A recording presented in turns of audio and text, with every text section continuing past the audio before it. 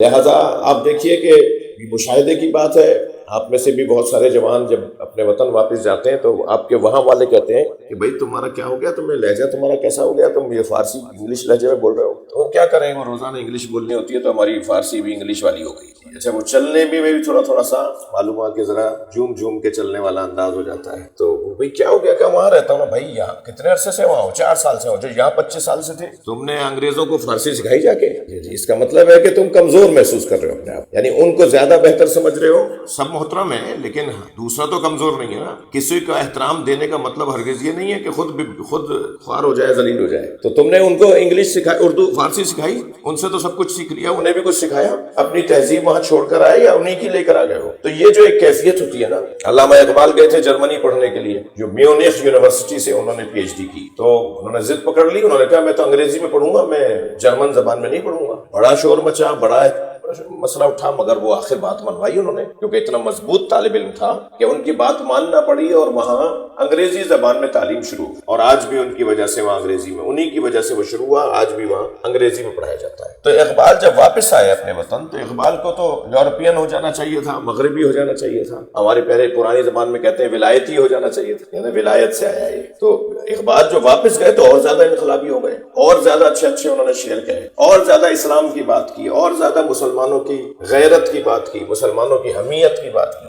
مسلمانوں کی خود ارادیت کی بات کی، مسلمانوں کی خود اعتمادی کی بات کی۔ مسلمانوں کو کہا کہ یہ جو رسیاں جن سے خیمے باندھے ہوئے نا اپنے، یہ رسیاں توڑ دو، یہ رسیاں کاٹ دو، اپنے خیمے اپنے بلبوتے پر اٹھاؤ، اپنی عمارتیں اپنے بلبوتے پر اٹھاؤ۔ مسلمانوں کو غیرت دینا شروع کر دی اقبال نے۔ تو ہونا یہ چاہیے تھا کہ اقبال وہاں سے واپس آ کے کچھ اور ہو جاتے، مگر کیوں ایسا نہیں ہوا؟ تو انہوں نے خود 2 مصروں میں بیان کیا۔ وہ کہتے ہیں خیرہ نہ کر سکا مجھے جلوے دانش فرنگ، یہ آدھی فارسی ہے، یہ خیرہ نہ کر سکا مجھے جلوے دانش فرنگ، سرما ہے میری آنکھ کا خاک مدینہ و نجف۔ جس کی آنکھ میں مدینے والے کی خاک کا سرما لگا ہوا ہو، جس کی آنکھ میں نجف کا سرما لگا ہوا ہو، جس کے پاس محمد مصطفیٰ اور حیدر کرار ہو، وہ کسی اور سے اثر نہیں لیتا۔ صلوات پڑھ لیں محمد و آل محمد۔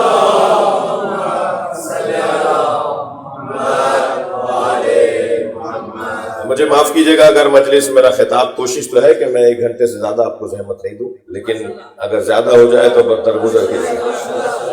تو یہ جو انسان اثر لیتا ہے نا، یہ فطرت ہے۔ اب اثر کس سے لینا ہے؟ اگر اپنے جیسوں سے لینا ہے تو یہ کون سا ہنر ہے بھائی؟ اپنے جیسے سے، جیسے میں ایسا وہ، اس سے میں نے اثر لے لیا، اس میں کیا زیادہ تھی چیز جو مجھ میں نہیں ہے؟ تو یہ تو کمال نہیں ہے، یہ زوال ہے، یہ کمزوری ہے، یہ انحطاط ہے، یہ انسان کے لیے ایک نقصان ہے کہ اپنے جیسے سے اثر لینا ہے۔ اگر اثر لینا بھی ہے تو اس سے اثر لینا ہے کہ جو کسی سے اثر نہیں لیتا۔ مجھے فارسی کے 4 مصرے یاد آ رہے ہیں، اور آپ لوگوں کو دیکھ کے زیادہ فارسی یاد آ رہی ہے۔ شاعر کہتا ہے کہ امروز کے دردام تو افتاد ہم اے عشق، شاعر کہتا ہے امروز کے دردام تو افتاد ہم اے عشق، گفتی کے درن باغ پر از گل قفسی نیست۔ صلوات پڑھے ذرا محمد۔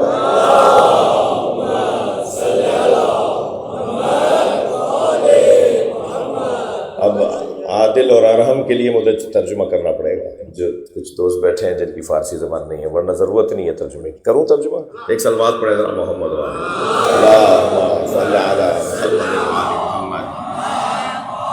امروز کے دردام تو افتاد ہم اے عشق، آج میں تیرے دام میں، تیرے پنجرے میں، تیرے قفس میں، تیرے جال میں پھنس گیا۔ کیوں؟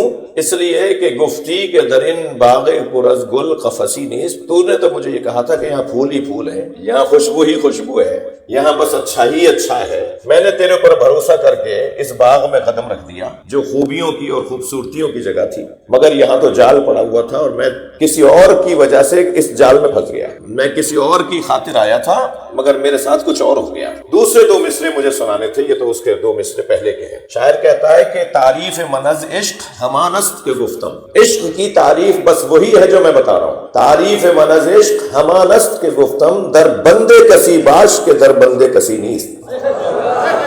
صلوات پڑھ لیں محمد و آل محمد۔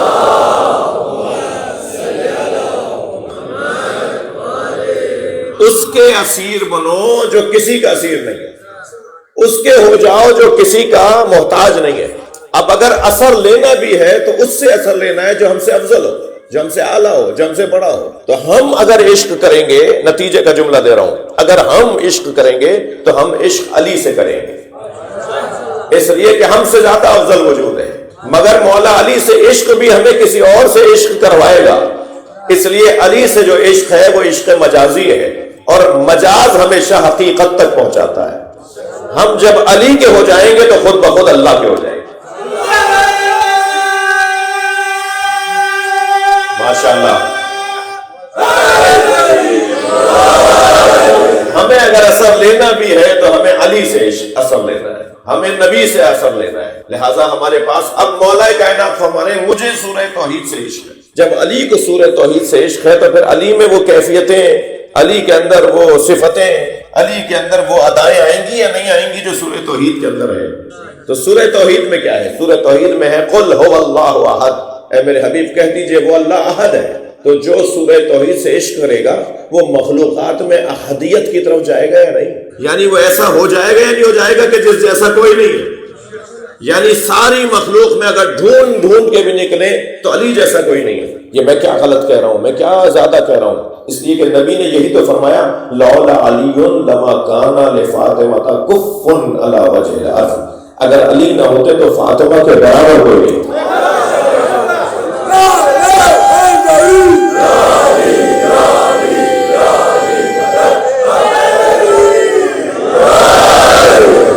یعنی جیسے حضرت مریم کی شادی نہیں ہوئی. کیوں حضرت مریم کی شادی نہیں ہوئی؟ کیونکہ حضرت مریم جیسا کوئی مرد تھا ہی نہیں، ان کا شوہر ہونے کی صلاحیت کسی میں تھی نہیں، اس لیے حضرت مریم کی شادی نہیں ہوئی. اگر مولا کائنات نہ ہوتے تو سیدہ کے کوئی برابر تھا ہی نہیں. اتنا انسان اپنے آپ کو بلندیوں پر لے جائے کہ قل هو اللہ احد کا مخلوقات میں جلوہ نظر آئے. وہ اللہ احد ہے، یہ مخلوق میں ہے. وہ خالق احد ہے، یہ مخلوق میں احد ہے.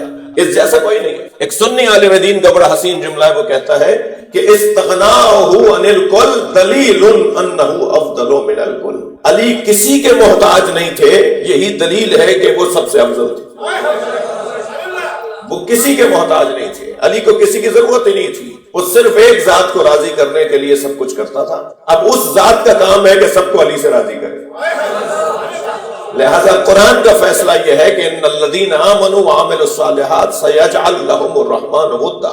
اگر کوئی صاحب ایمان اور صاحب کردار ہو جائے تو پھر رحمان اس کی محبت لوگوں کے دلوں میں ڈالتا ہے. آج اگر مولا علی کی، مولا حسین کی محبت دلوں میں ہے تو یہ مسئلہ کچھ اور ہے. مسئلہ یہ ہے کہ انہوں نے ایمان کی اعلیٰ ترین تصویر کو پیش کیا ہے، کردار کے اعلیٰ ترین مرحلے کو گزارا ہے. تو پھر اب اللہ کا کام ہے کہ لوگوں کے دلوں میں ان کی محبت ہو رہا ہے. لہذا مولا علی کی محبت لوگوں کے دلوں میں یہ اللہ ڈال رہا ہے، مولا حسین کی محبت لوگوں کے دلوں میں یہ اللہ ڈال رہا ہے. اور جیسے حضرت ابراہیم نے حضرت اسماعیل کو اٹھا کے کہا تھا نا یا اللہ فاجعل افئدۃ تہوی الیہم، یا اللہ لوگوں کے دلوں میں اس کی محبت ڈال دے. ایسے ہی امام حسین کو نبی نے ہاتھوں کو اٹھا کے فرمایا تھا یا اللہ ساری مخلوق کے دلوں میں میرے حسین کو محبوب قرار دے. اگر آج سب انسان مولا علی سے محبت، مولا علی اور مولا حسین سے محبت کرتے ہیں تو یہ اللہ کا نظام ہے، نبی کی دعائیں ہیں. اگر کہیں آپ کو نظر آئے کہ کوئی امام حسین سے محبت نہیں کرتا تو یقین جانیے اس تک حسین پہنچے ہی نہیں ہے. یعنی امام حسین ہم نے اس تک پہنچایا ہی نہیں ہے، ہم نے کربلا سمجھایا ہی نہیں ہے، ہمیں اس کو پہنچانا ہوگا. اور یہ سن کے مجھے بہت خوشی ہوتی ہے کہ جب ان علاقوں میں، ان ممالک میں جلوس نکلتے ہیں تو آپ لوگ جلوسوں کے ساتھ ایک فلائر، ایک پمفلیٹ، ایک ہینڈ بل ضرور بانٹ رہے ہوتے ہیں. اس پہ لکھا ہوا ہوتا ہے کہ حسین کون ہے. وہ انگریز پوچھ رہا ہوتا ہے، وہ غیر مسلم پوچھ رہا ہوتا ہے کہ یہ کیا ہو رہا ہے، یہ کیوں نکلے ہوئے باہر. اور پھر جب آپ وہ پرچہ پکڑاتے ہیں جس پہ لکھا ہوا ہوتا ہے کہ ہم یوں نکلے ہوئے ہیں، آپ یقین جانیے کہ ایک وقت ایسا آئے گا کہ دنیا میں کوئی رہے گا ہی نہیں، مگر رہے گا تو حسینی بن کے رہے گا.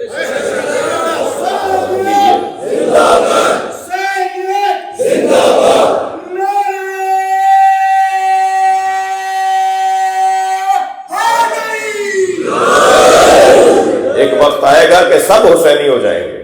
دنیا میں کوئی نہیں رہے گا جو امام حسین سے محبت نہیں کرتا ہو.